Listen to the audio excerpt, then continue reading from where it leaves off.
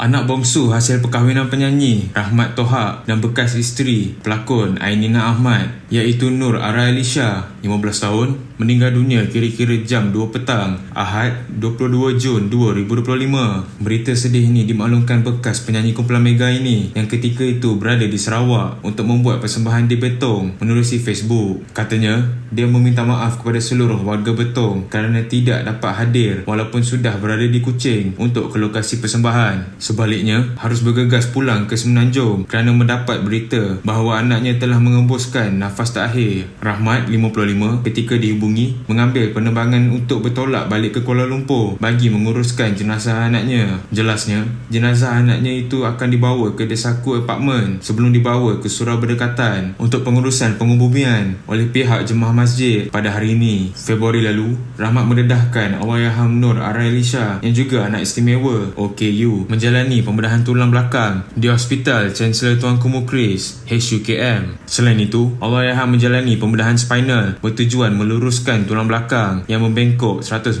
darjah akibat sindrom Prader-Willi atau penyakit yang jarang berlaku di mana ia muncul ketika lahir serta menyebabkan beberapa masalah fizikal, mental dan tingkah laku. Sementara itu, menerusi FB Ainina 4 hari lalu, pelakon terbabit memuat naik gambar dan ucapan ulang tahun buat Nur Ara. Jangan membuat sebarang spekulasi yang boleh mencetuskan kontroversi. Apapun, semoga urusan pengubumian dipermudahkan dan rahmat Mega serta Ainina kuat menghadapi ujian kehilangan anak tercinta.